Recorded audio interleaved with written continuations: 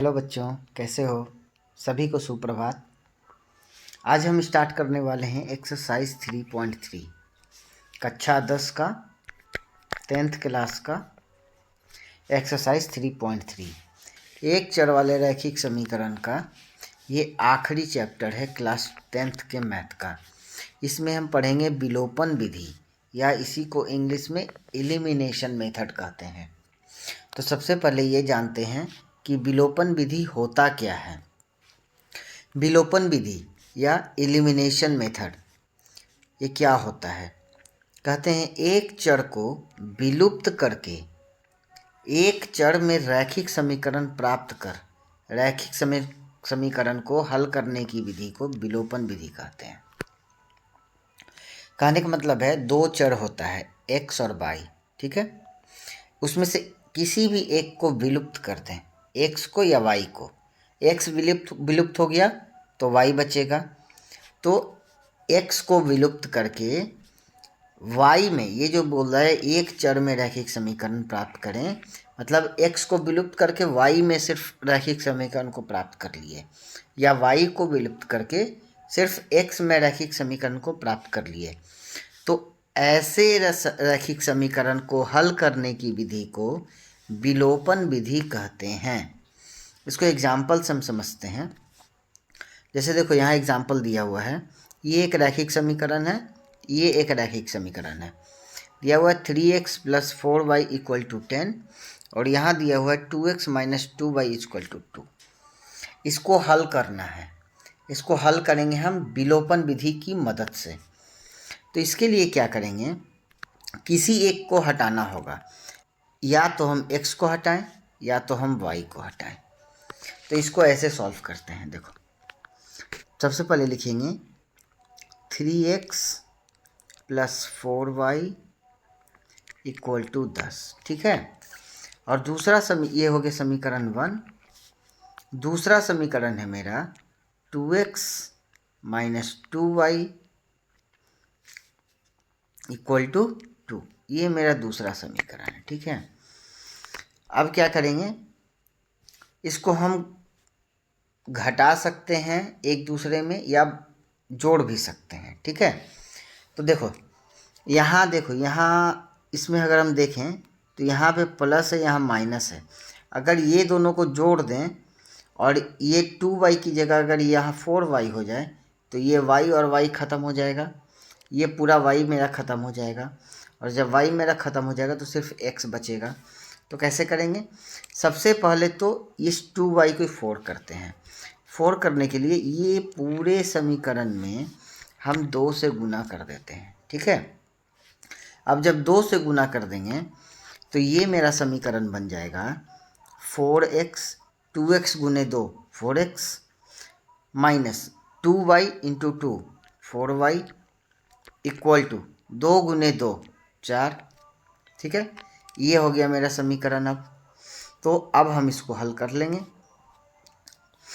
दिया हुआ है पहला समीकरण दिया हुआ है 3x + 4y = 10 और दूसरा दिया हुआ है 4x - 4y = 4। जोड़ देंगे एक दूसरे से, ठीक है। इस दोनों को जब हम जोड़ेंगे तो यहाँ देखो 4 और 3 7x हो जाएगा। अब ये देखो ये +4x - 4x ये 0 हो जाएगा कट के, ठीक है। ये तो कट गया, ख़त्म हो गया कहानी। इधर बचेगा 10 और 4 14। तो देख यहाँ से आपको ये समझ में आएगा क्या कह रहा था विलोपन विधि में, कि एक चर को विलुप्त कर दें, एक चर को विलुप्त कर दें, ठीक है। तो यहाँ हमने एक चर को विलुप्त कर दिया, ये वाला जो y वाला चर था ये मेरा विलुप्त हो गया, और सिर्फ एक चर में रैखिक समीकरण को निकालें। मतलब अब सिर्फ x में रैखिक समीकरण मेरा निकला। तो दो चर में से एक चर विलुप्त हो गया और एक चर में रैखिक समीकरण निकल गया। अब इसको हल करेंगे, इसी को विलोपन विधि कहते हैं। अब देखो 7x = 14 है, तो इसलिए x बराबर क्या हो जाएगा, यहाँ गुना में है तो यहाँ 14/7 हो जाएगा। तो 7 दूना 14, ये 2 बार में कट जाएगा। तो इसका मतलब हुआ कि x बराबर आ गया 2। अब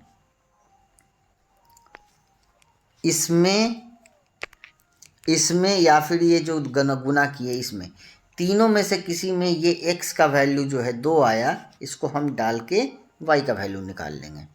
किसी में भी हम इसमें डालते हैं, ठीक है। तो 3x + 4y बराबर 10 दिया हुआ है। 3x + 4y बराबर 10 दिया हुआ है। तो 3 गुने x का 2 वैल्यू 2 आया, तो 2 + 4y बराबर 10, ठीक है। तो अब ये हो जाएगा 3 दूना 6 + 4y बराबर 10। ये 6 को इधर भेज देंगे तो हो जाएगा 4y बराबर 10 - 6 बराबर 4। मतलब 4y बराबर 4, 4 से 4 कट गया एक बार में, तो y बराबर 1, ठीक है। तो हमारा आंसर निकल गया देयरफॉर, इसलिए x बराबर 2 और y बराबर 1, ये हमारा आंसर आया विलोपन विधि से, ठीक है। ऐसा नहीं है कि इस क्वेश्चन को सिर्फ विलोपन विधि से ही सॉल्व किया जा सकता है, ठीक है। जितने भी तरह के विधि हैं, हर विधि से इसको सॉल्व किया जा सकता है। आपको अगर एग्ज़ाम में बोलता है कि विलोपन विधि से ही सॉल्व कीजिए, तो आपको इसी विधि से सॉल्व करना है। बाकी ये आखिरी चैप्टर है, इसके पहले भी एक चैप्टर था, उसमें भी मैंने एक प्रतिस्थापन विधि बताया था आपको। उसके पहले भी एक चैप्टर था, उसमें ग्राफीय विधि मैंने बताया था आपको। तो आपको जो मेथड, जो तरीका सबसे आसान लगता है, आपको एग्ज़ाम में उसी तरीके से क्वेश्चन को बनाना है। लेकिन अगर क्वेश्चन में लिखता है कि प्रतिस्थापन विधि से हल कीजिए, तो फिर आप प्रतिस्थापन विधि से हल करेंगे। क्वेश्चन में अगर लिखता है विलोपन विधि से हल कीजिए, तो फिर आप विलोपन विधि से हल करेंगे। यही है विलोपन विधि, ठीक है। अब हम कुछ सवाल देखते हैं। जैसे देखिए, ये एक क्वेश्चन है, बहुत छोटा सा चैप्टर है ये विलोपन विधि, इसमें ज़्यादा कुछ नहीं है। इसमें बोलता है 2 अंकों की संख्या के अंकों का योग 9 है, ठीक है। जैसे जैसे बोलेगा वैसे वैसे करना है। इस संख्या का 9 गुना संख्या के अंकों को पलटने से बनी संख्या का 2 गुना है। तो बोल रहा है वो संख्या ज्ञात कीजिए, ठीक है। ठीक है, सबसे पहले हम मान लेते हैं, इसका आंसर होगा, आंसर बनाते हैं। माना कि दहाई का अंक x और इकाई का अंक y है, ठीक है। दहाई के अंक को x और इकाई के अंक को y। दहाई और इकाई कहने का मतलब ये हुआ कि जैसे मान लो 10 एक नंबर है, तो ये इकाई पे है 0 और दहाई पे 1 है, तो 2 अंकों की संख्या बोल रहा है, तो उसमें एक दहाई अंक होगा, एक इकाई अंक होगा। अगर ये नहीं बोलता कि 2 अंकों की संख्या, सिर्फ बोलता अगर कोई संख्या, तो फिर हमको ऐसे दहाई का अंक और इकाई का अंक मानने की ज़रूरत नहीं होती। लेकिन क्वेश्चन में कह रहा है कि दहाई का अंक 2 अंकों की संख्या है, तो हम यहाँ पे दहाई का और इकाई का अंक मानेंगे। तो पहला लाइन है मेरा कि 2 अंकों की संख्या के अंकों का योग 10 है, ठीक है। मतलब इसके कहने का मतलब ये हुआ कि x प्लस y, ये दोनों को जोड़ के 9 आएगा। ये हमारा समीकरण हो गया पहला। यही ना बोल रहा है 2 अंकों की संख्या का योग 9 है, 2 अंकों की संख्या के अंकों का योग 9 है। तो अंक क्या क्या है, हमने एक अंक को x माना, एक अंक को y माना, तो x प्लस वाई बराबर 9 दिया हुआ है। ठीक है, अब दूसरा लाइन क्या बोलता है, इस संख्या का 9 गुना, ये जो संख्या है इसका 9 गुना संख्या के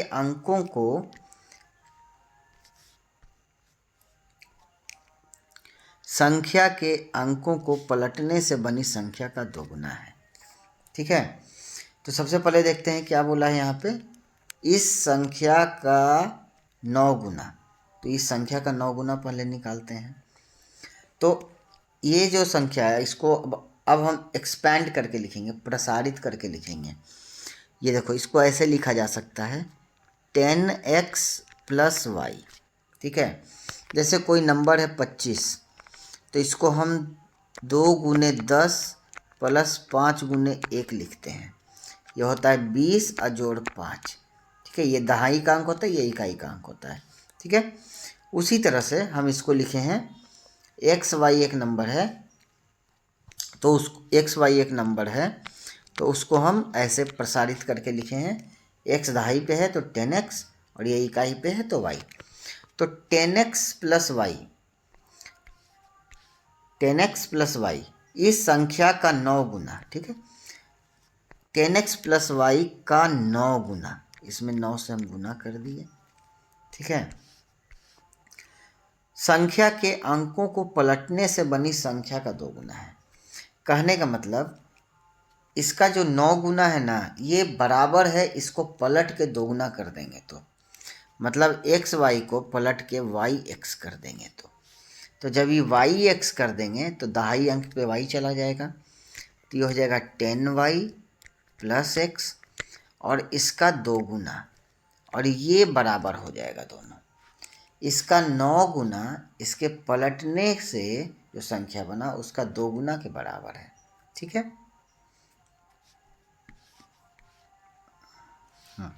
तो वो संख्या क्या है, तो यहाँ पे तो एक समीकरण मेरा ये निकल चुका है, इसको हम नहीं भूलेंगे। ठीक है, अब ये जो आया मेरा, इससे हम अपना दूसरा समीकरण निकालेंगे।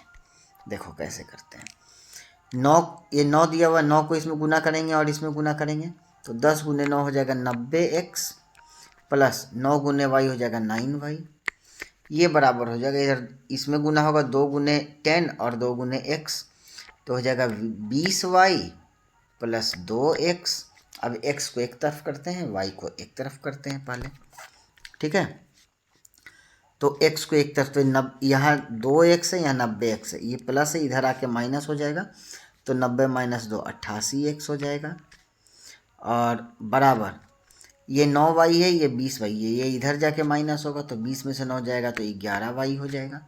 ठीक है, तो यहाँ से हमको एक इक्वेशन मिलेगा 88x माइनस 11y बराबर 0। ठीक है, ये हमको मिला समीकरण नंबर 2। समझ में आया। अब इन दोनों समीकरण को वही विलुप्त मेथड से, विलोपन विधि से विलुप्त करने की तकनीक से हल करेंगे। ठीक है, तो यहाँ पे हल करते हैं, देखो यहाँ पे हल करते हैं। ठीक है, यहाँ से अगर हम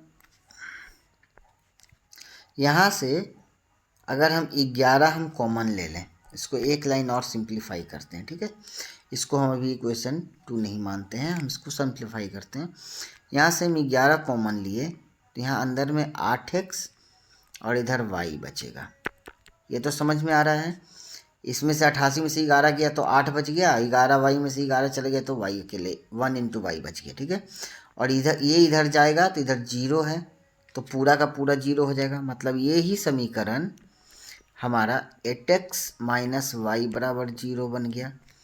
यही है हमारा सेकंड नंबर। ठीक है, अब हम इससे हम सॉल्व करते हैं इसको।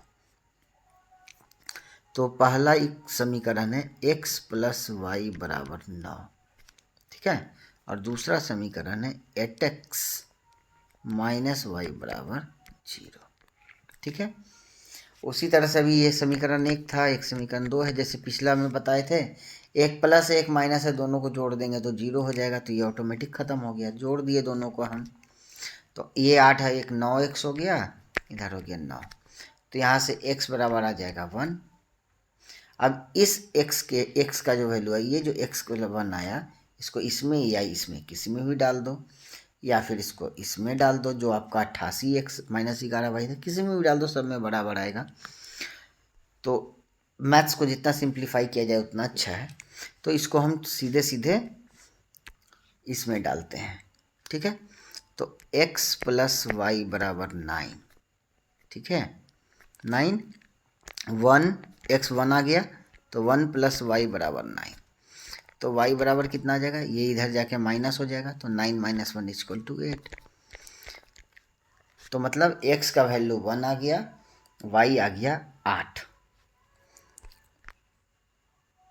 जब x का वैल्यू 1 आया, y 8 आ गया, तो हम संख्या को क्या माने थे बताओ? हम माने थे कि इकाई का अंक y है, दहाई का अंक x है, तो इकाई पे 8 और दहाई पे x का वैल्यू 1। यही हो गया आपका संख्या, यही है आपका आंसर। आपको समझ में आया होगा? नहीं, अगर समझ में आया है तो इसको एक बार फिर से देखना, क्योंकि ये बहुत इंपॉर्टेंट क्वेश्चन है। ये इस बार के बोर्ड के एग्जाम में 100% आएगा, ठीक है। डाटा चेंज कर देगा, 9 गुना की जगह 10 गुना कर देगा, योगफल 9 की जगह 8 कर देगा, लेकिन सेम इसी तरह का क्वेश्चन इस बार आएगा आपके बोर्ड के एग्जाम में, ठीक है। अब आगे चलते हैं। ये देखो, ये कुछ सवाल हैं।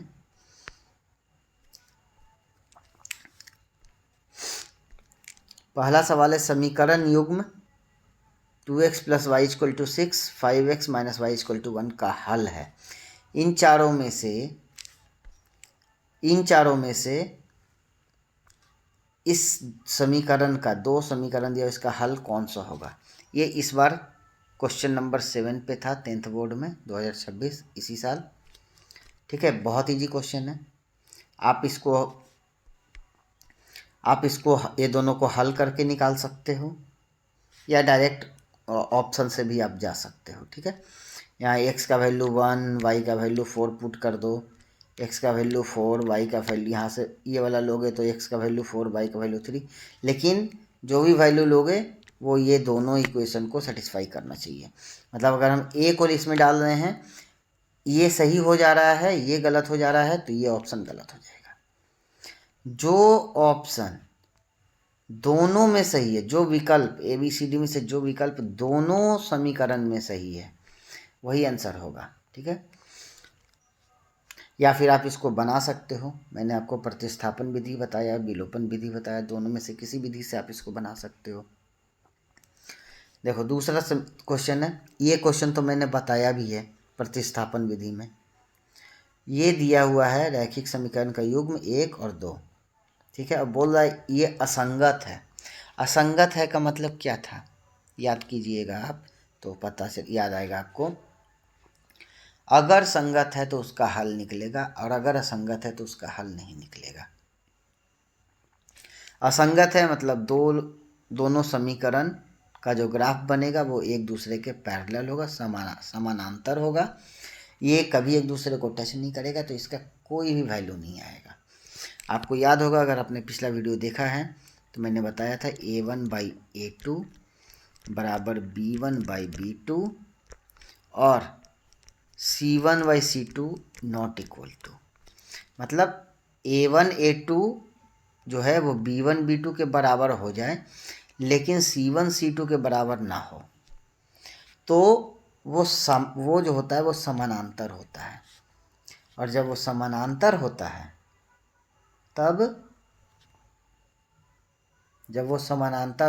तब उसका कोई हल नहीं होता, वो असंगत होता है। बहुत इजी क्वेश्चन है, फिर भी मैं आपको ये क्वेश्चन बता देता हूँ, ठीक है। देखो दिया हुआ है 4x, ये वाला बता रहा हूँ, ठीक है, 4x प्लस 3y बराबर 5, ठीक है। और दूसरा दिया हुआ है 2x plus ky equal to 1, ठीक है। ये तो क्वेश्चन में आपको बोल रहा है कि ये असंगत है, मतलब इसका हल नहीं होगा, और हल नहीं होगा मतलब ये वाला कंडीशन, ये तो दिया हुआ है। अब इस कंडीशन में इसको लाना है हमको सिर्फ। तो देखो A1/A2 बराबर B1/B2 और is not equal to C1/C2। ठीक है, समझ में आया? इसके बारे में तो सोचना ही नहीं है हमको, ये तो ऑलरेडी 5/1 है। ठीक है, अब A1/A2 देखते हैं। तो A1/A2 4/2, ये A1 है, ये A2 है, ये B1 है, ये B2 है, ये C1 ये C2 है। B1/B2 3/K, ठीक है, और C1/C2 5/1। ये तो ऐसे भी 4/2 के बराबर नहीं है, इसके बारे में हमको सोचना नहीं है। हमको ये देखना है कि K का हम ऐसा क्या वैल्यू डालें कि ये पूरा का पूरा 4/2 हो जाए और ये दोनों आपस में बराबर हो जाए।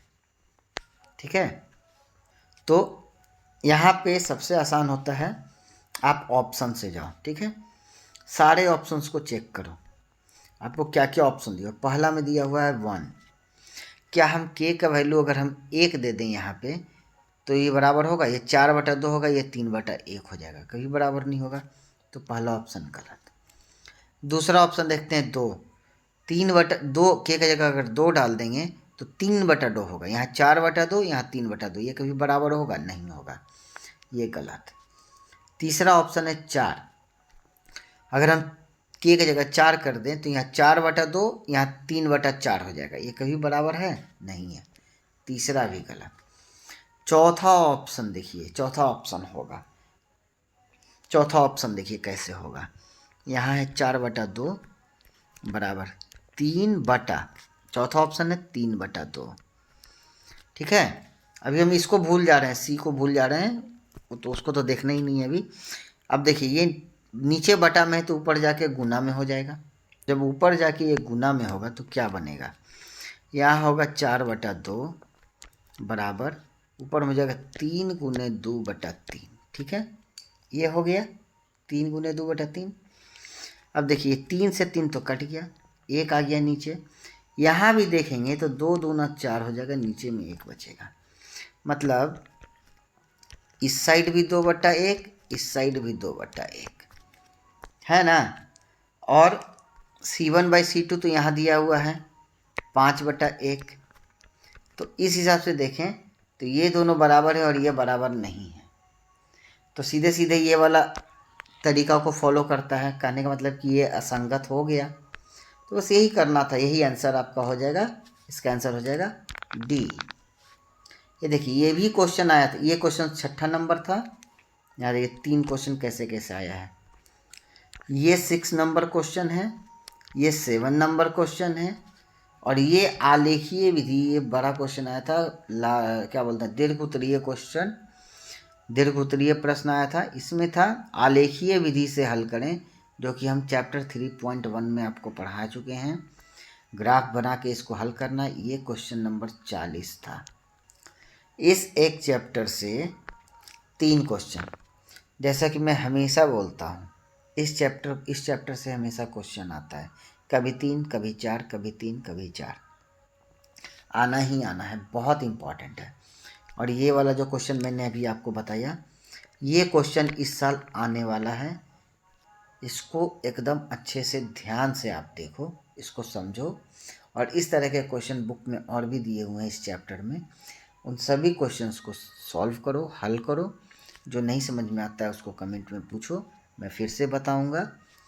अगर आपको हमारा वीडियो पसंद आता है तो लाइक कर दीजिए, नहीं पसंद आता है तो डिसलाइक कर दीजिए, लेकिन दोनों ही केस में हमारे चैनल को सब्सक्राइब कर दीजिए, क्योंकि हमारे चैनल पे सीखने के लिए बहुत कुछ है। मिलते हैं अगले वीडियो में, तब तक के लिए जय हिंद।